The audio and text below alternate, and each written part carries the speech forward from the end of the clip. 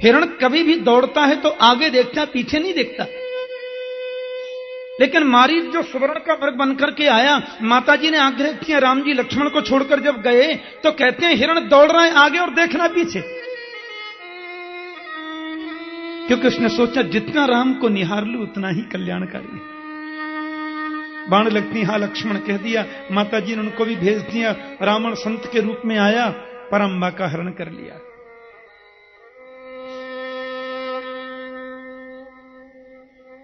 दक्षिण भारत में एक ग्रंथ है। दक्षिण की यात्रा पर जब मैं था तो मैंने उस ग्रंथ का हिंदी रूपांतर देखा, तमिल भाषा में था। एक इतनी विचित्र बात लिखी, उस ग्रंथ के महापुरुष ने कहा कि माता जानकी जी के हरण से लेकर के अपनी मृत्यु पर्यंत रावण की दृष्टि में जानकी केवल माता ही थी और कुछ नहीं थी। उन्होंने वहां तर्क प्रस्तुत किए। वो संत लिखते हैं कि रावण ने यदि जानकी जी का स्पर्श करके उनको रथ में बिठाया, आकाश मार्ग से ले गया, तो उसके सिर के 100 टुकड़े क्यों नहीं हुए? क्यों? क्योंकि रावण को तो शाप लगा हुआ था कि काम भावना से किसी भी नारी का तुम स्पर्श करोगे तो तुम्हारे सिर के 100 टुकड़े हो जाएंगे। तो माता जानकी जी को हरण करके ले जा रहा है, तब सिर के 100 टुकड़े क्यों नहीं हुए? तो संत ने अपना तर्क प्रस्तुत करते हुए कहा, क्योंकि माता जानकी जी के हरण से लेकर अपनी मृत्यु पर्यंत रावण की दृष्टि में वो केवल मां ही हैं और कुछ है ही नहीं। क्योंकि ये उसको शाप लगा था, किसी भी स्त्री को तुम काम भावना से स्पर्श करोगे अपनी पत्नी के अलावा तो तुम्हारे सिर के टुकड़े हो जाएंगे, मर जाओगे। पर यह शाप थोड़ी लगा था कि माताजी को भी उठा करके बिठाओगे तो तुम्हारे सिर के 100 टुकड़े होंगे। इससे सिद्ध होता है कि रावण माता का ही भाव था जानकी के प्रति। तो कहते हैं फिर उन्होंने अपने आप तर्क दिया। फिर उसने ये क्यों कहा जानकी जी से अशोक वाटिका में, तब अनुचरी करहूं पन मोरा, एक बार बिलोक मम ओरा। चाहता था कि माता वास्तव में आपकी दृष्टि पड़ने से ही मेरा कल्याण होगा। इतनी स्त्रियों को मैंने यहां चुरा करके रखा हुआ है, ये और मैं हम सब पाप के भागी हैं, लेकिन मुझे लगता है कि आपकी कृपा दृष्टि यदि मेरे और इनके ऊपर पड़ जावे तो हमारा और इनका सबका कल्याण हो सकता है। तब अनुचरी करहूं पन मोरा, एक बार आप कृपा दृष्टि डाल दें, क्योंकि माता की दृष्टि जिस पर पड़ जाए उसके सारे दोष माफ, 100 खून माफ। जटायु को जब राम जी ने गले से लगाया और जटायु जी का दाह संस्कार किया, जबकि पक्षी का संस्कार ऐसा करना नियम विरुद्ध है, और भगवान ने जटायु का दाह संस्कार किया तो लिखा है कि जटायु हरि का रूप, राम का रूप लेकर के वैकुंठ गया, हरि का रूप ले लिया, उसको मुक्ति मिल गई। तो प्रश्न होता है कि जटायु को मुक्ति क्यों मिली? क्योंकि मुक्ति को पाने के लिए जिस सर्टिफिकेट की जरूरत होती है वो जटायु के पास में तो था ही नहीं।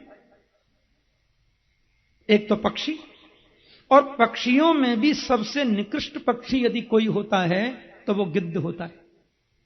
सामिस भोगी, सामिस भोजी होता है वो।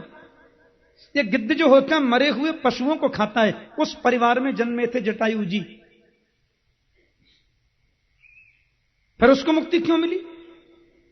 बोले सत्संगी होंगे। जटायु ने अपने जीवन में किसी संत के पास बैठकर 2 मिनट सत्संग किया, ऐसा हमने किसी शास्त्र में नहीं देखा।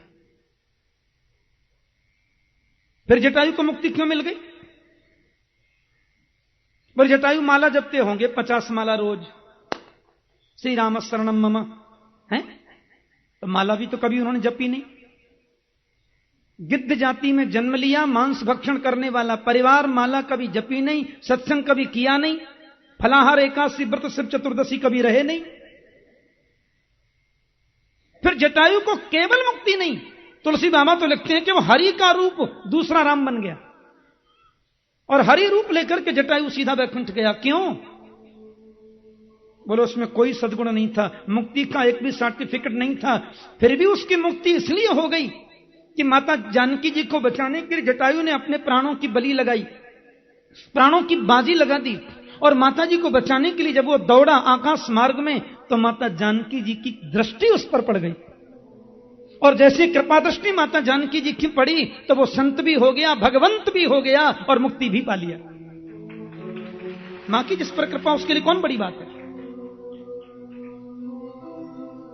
इसलिए रावण कहता है जटायु पर दृष्टि पड़ गई तो वो मुक्त हो गया, राम बनकर चला गया, मुझ पर और इन पर दृष्टि पड़ जाए तो हम सबका कल्याण हो जाएगा। क्योंकि उसको ये कंफर्म तो हो ही गया कि राम जी साक्षात भगवान है। एक और बात, जब सबरी को उपदेश देकर के हनुमंत के माध्यम से राम की मैत्री सुग्रीव के साथ में हुई, और सुग्रीव जी महाराज ने कह दिया कि हाँ जरूर कोई नारी थी, रोती जा रही थी आकाश मार्ग से, हम लोग पर्वत शिखर पर थे तो अरे लाना आभूषण मंगाए, ये आभूषण वो आकाश मार्ग से नीचे गिर गई, हम लोगों ने इनको उठा लिया, ये रहे। लक्ष्मण जी ने तो कह दिया ना हम जानामि केयूरे ना हम जानामि कुंडले नूपुरे त्वभि जानामि नित्यम पादाभिवंदनात्।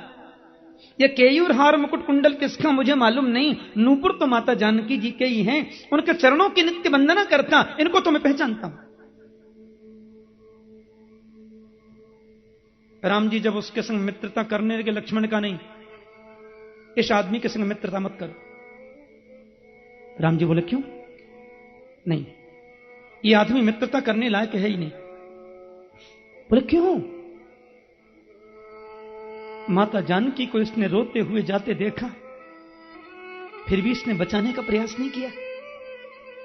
अरे परिचय नहीं था, ठीक है, ये जानता नहीं था कौन है, ठीक है, यदि ये वीर होता, यदि इसमें मानवता होती, यदि इसमें जरा भी मनुष्यत्व होता, तो किसी अबला नारी को आकाश मार्ग में रोते हुए जाते देखा है कि कोई राक्षस हरण करके रह जा रहा है, तो इसने अपने प्राणों की बाजी लगाकर उसको बचाने का प्रयास क्यों नहीं किया?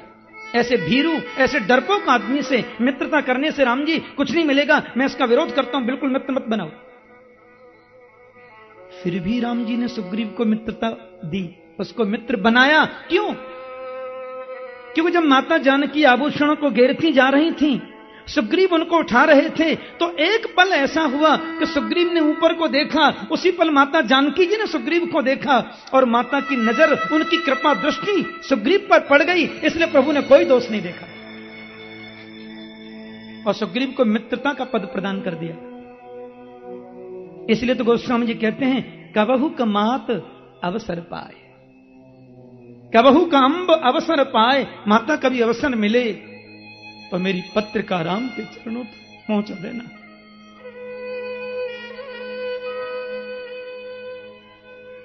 क्योंकि आप उनके अति निकट हैं।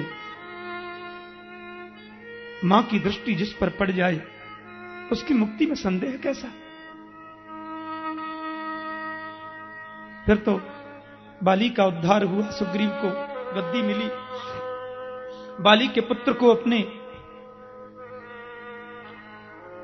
सेना में प्रभु ने लिया, और सब लोग जानते हैं लंका में श्री हनुमंत लाल पधारे और हनुमान जी महाराज 3 विघ्न आए थे रास्ते में,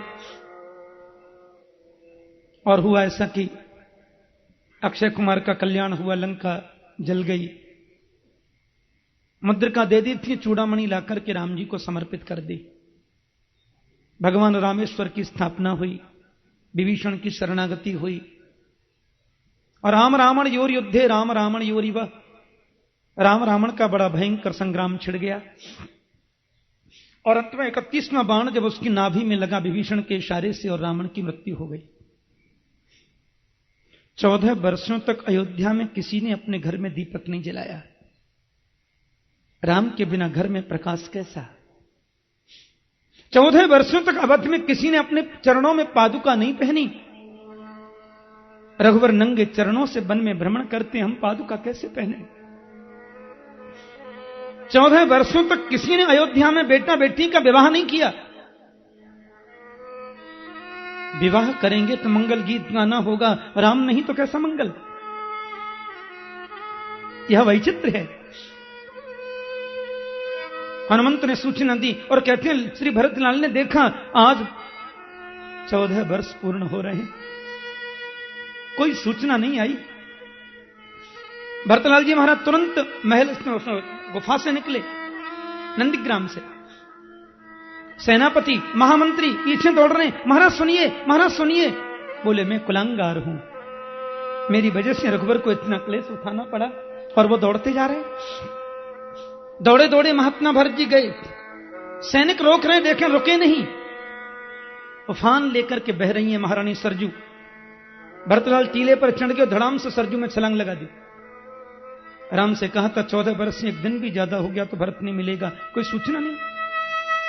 और भरतलाल ने जैसे सरजू में छलांग लगाई, त्राही त्राही करने लगे सब लोग, इतना उफान भरता हुआ पानी।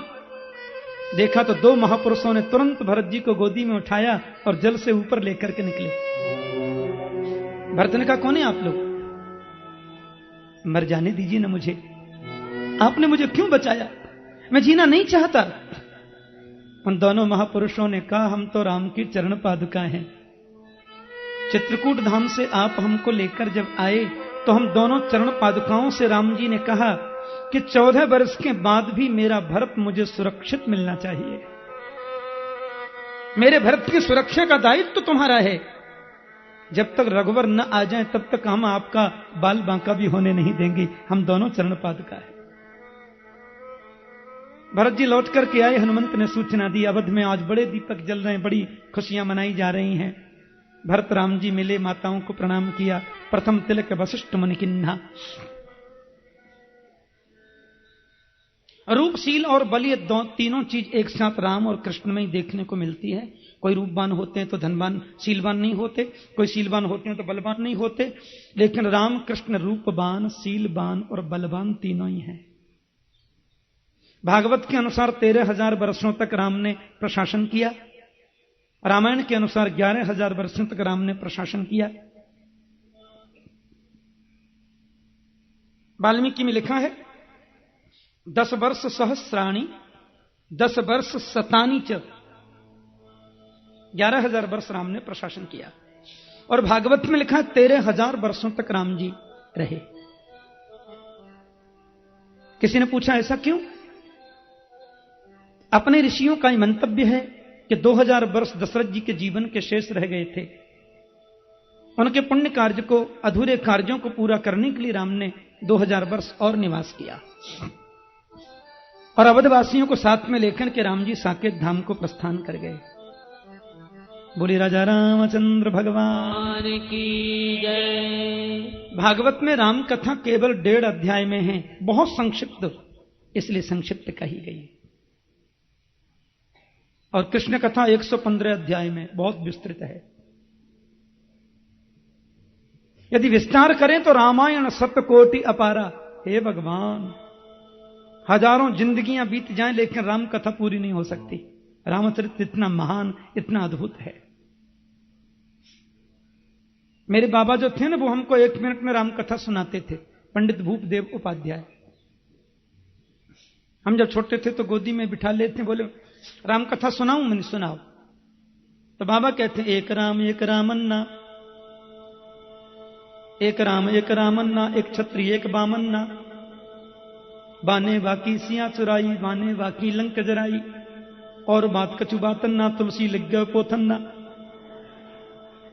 हो गई राम कथा, 1 मिनट में राम कथा। लेकिन राम कथा कहीं जीवन बीत जाए, राम कथा कभी पूरी नहीं होती।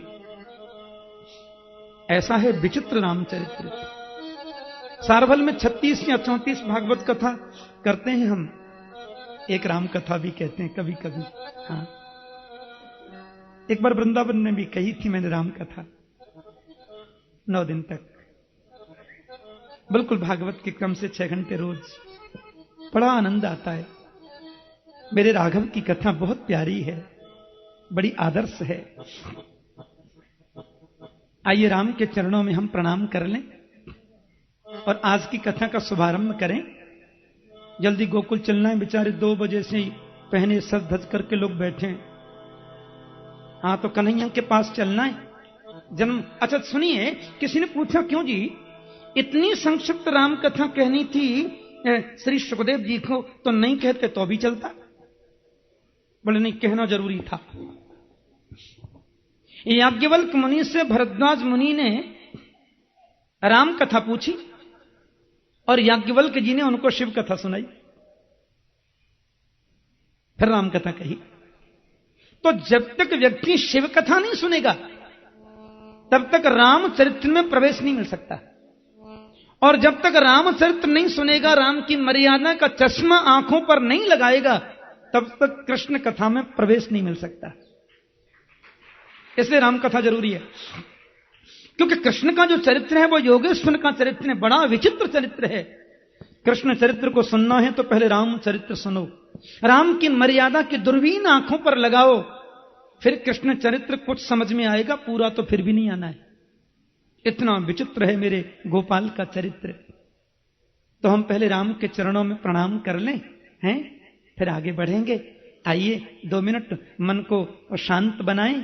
कुंभकर्ण की पत्नी श्रीमती निद्रा जी यदि आ रही होंगी तो वो सादर पंडाल से बाहर तो भी चली जाएंगी, इसलिए बड़ी श्रद्धा से मेरे साथ में आओ, गाते हैं। तेरी मर्जी का मैं हूं गुलाम, मेरे अलवेले राम। तेरी मर्जी का मैं हूं गुलाम, मेरे अलवेले राम। तेरी मर्जी का मैं हूं गुलाम, मेरे अलवेले राम। तेरी मर्जी का मैं हूं गुलाम, मेरे अलवेले राम। और अलवेले राम मेरे अलवेले राम, अलवेले राम मेरे अलवेले राम। और अलवेले राम मेरे अलवेले राम, अलवेले राम मेरे अलवेले राम। तेरी मर्जी का मैं हूँ गुलाम, मेरे अलवेले राम। तेरी मर्जी का मैं हूँ गुलाम, मेरे अलवेले राम।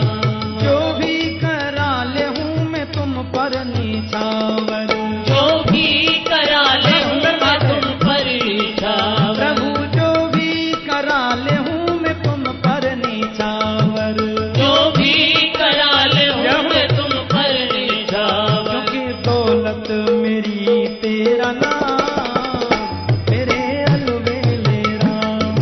दौलत मेरी तेरा नाम, मेरे अलवेले राम। तेरी मर्जी का मैं हूँ गुलाम, मेरे अलवेले राम। तेरी मर्जी का मैं हूँ गुलाम, मेरे अलवेले राम। हरि बोल।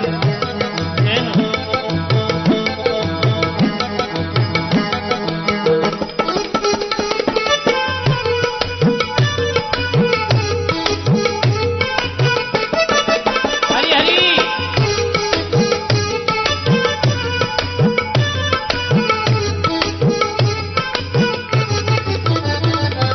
थक भी गया हूँ इस लंबे सफर में, थक भी गया हूँ इस लंबे सफर में। प्रभु थक भी गया हूँ इस लंबे सफर में, थक भी गया हूँ इस लंबे सफर में। मेरा जीना हुआ है हराम, मेरे अलवेले राम।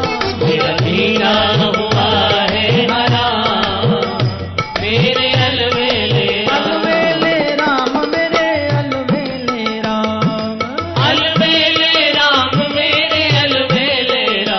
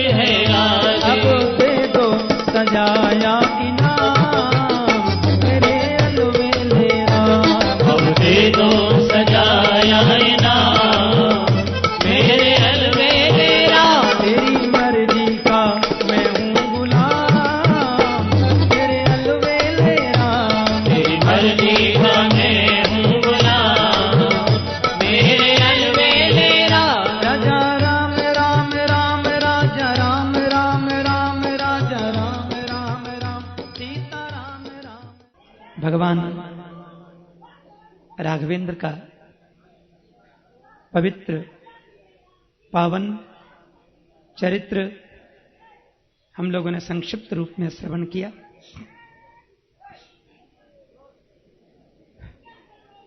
बोलो जय श्री कृष्ण। भगवान श्री राम के पावन चरित्र में कहते हैं, अथात श्रूयतां राजन् वंशः सोमस्य पावन यस्मिन्नैलादयो भूपा कीर्त्यन्ते पुण्यकीर्तयः। राजन, मैं तुम्हें चंद्रवंश कहता हूं। जिस चंद्रवंश में गोविंद पधारे, बिल्कुल मन को एकाग्र करिए। रामकथा में जितनी एकाग्रता से आप थे वैसी एकाग्रता रखें, अच्छा लगेगा। नारायण के पुत्र ब्रह्मा हैं, ब्रह्मा के पुत्र अत्रि हैं, अत्रि के पुत्र चंद्रमा हैं, चंद्रमा के पुत्र बुध हैं, बुध के पुररबा इसी वंश में गाधी, गाधी के तनय विश्वामित्र, गाधी की बेटी के बेटा जमदग्नि, उनके पुत्र परशुराम आदि। विश्वामित्र महाराज के वंश में कई पीढ़ी बीत जाने के बाद एक राजा हुए, नहुष। नहुष महाराज के 6 पुत्र हुए, यति, यजाति, संजाति, आयति, वियति, कृति। उसमें यजाति नाम के जो द्वितीय पुत्र हैं, उनका विवाह शुक्राचार्य की बेटी देवयानी से हुआ। देवयानी का अपराध किया था न शर्मिष्ठा राजकुमारी ने, इसलिए शर्मिष्ठा उनकी दासी बनकर ससुराल में आई। राजा ने दासी को भी पत्नी के रूप में स्वीकारा। यदुं च तुर्वसुं चैव देवयानिभ्यजायत द्रुहियुं चानुं च पूरुं च शर्मिष्ठा वार्षपर्वणि। यदु और तुर्वसु ये 2 पुत्र हुए महारानी देवयानी के, और द्रुहियु, अनु, पुरु 3 हुए शर्मिष्ठा के। ध्यान से सुने। शुक्राचार्य ने उनको वृद्ध होने का शाप दे दिया, और यजाति ने अपने छोटे पुत्र पुरु की युवावस्था लेकर 1000 वर्षों तक कामोपभोग किया। कामनाओं की तृप्ति, कामनाओं की शांति कभी कामोपभोग से संभव नहीं है। इनको तो जितना अपन प्रशमन करेंगे, वश में करेंगे, तो ही संभव है। राजा जजाति के मन में आज बहुत ग्लानि हो रही है। पुत्र की युवावस्था लेकर मैंने कामोपभोग किया, लेकिन तृष्णा न जीर्णा वयमेव जीर्णा। शरीर जीर्ण हो गया, लेकिन तृष्णा जीर्ण नहीं होती।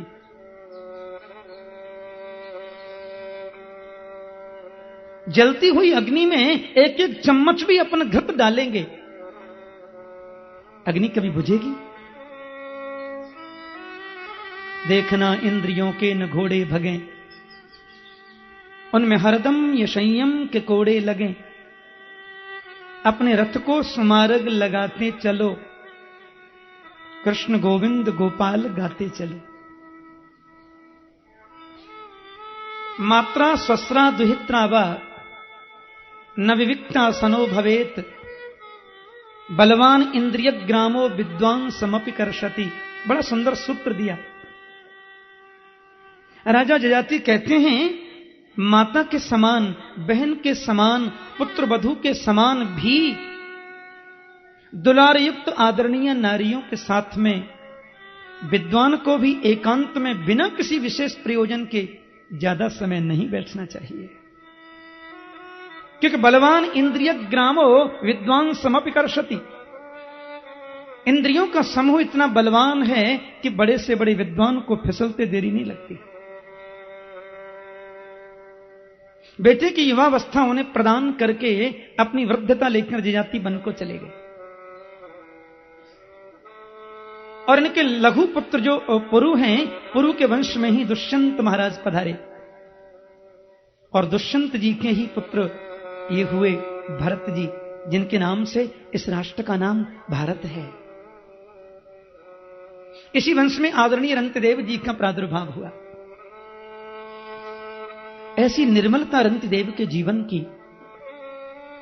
अपना सर्वस्व समर्पित कर दिया। एक बार दुर्भिक्ष पड़ गया था राज्य में, पूरा भंडार खोल दिया प्रजा के लिए, जिसको जो चाहिए सो मांगे। थोड़ा सा पड़ोसी प्रांत से जो जल आया था वो जल पान करने बैठे, एक चांडाल कुत्ते लेके आ गया, मैं भी प्यासा ये भी प्यासे। रंतिदेव ने उनको अपना जल समर्पित कर दिया और उनकी आंखों से आंसू झर पड़े और आकाश की ओर देख करके बोले, प्रभु यदि तुम सबके घट घट में विराजित हो और यदि सबकी वार्ताएं तुम सुनते हो अंदर बैठ करके, तो मेरा निवेदन सिर्फ एक है, मुझे स्वर्ग कभी मत भेजना। मुझे वैकुंठ का पद नहीं चाहिए, मैं मोक्ष लेखन भी करूंगा क्या, केवल एक वर देना। न कामये हम गतिमीश्वरात् परम अष्टर्धियुक्तां पुनर्भवं कि आर्तिं प्रपद्येऽखिल देह भाजाम् अंतस्थितो येन भवन्त्य दुःखा। मुझे स्वर्ग वैकुंठ मुक्ति नहीं चाहिए, एक ही वर देना, आर्तिम प्रपद्ये खिल देह भाजाम अंतस्थितो ये न भवन्त दुखा। दुनिया के जितने प्राणी हैं, जितने दुखी जीव हैं, उनके दिल में जाकर मैं बैठ जाऊं और उनके दुख का अनुभव मैं करता रहूं। यानी संसार के लोगों का दुख मुझे मिल जाए और मेरा जो सुख है वो दुनिया के लोगों को प्राप्त हो जाए। इसके अलावा मेरी कोई कामना नहीं है, कोई अभिलाषा नहीं है। वृष्टि हुई, दुर्भिक्ष का पराभव हुआ, विजय हो गई भक्ति की। इस वंश में आगे चलकर के पांचाल वंश, कौरव वंश, ये कई शाखाएं, शाखा पर शाखा निकलती चली गई। लेकिन जजाति महाराज के ज्येष्ठ पुत्र जो यदु है ना, कई पीढ़ी बीत जाने के बाद में यदु महाराज के वंश में एक राजा हुए देवमीढ़, और देवमीढ़ महाराज की दो पत्नियां थीं। एक पत्नी का एक पुत्र हुआ सूरसेन और दूसरी पत्नी के दो पुत्र हुए अर्जन्य और पर्जन्य। सूरसेन महाराज के पुत्र हुए वसुदेव आदि, अर्जन्य पर्जन्य के नवनंद हुए जो गोकुल में वास करते हैं, नवनंद, नंद बाबा आदि।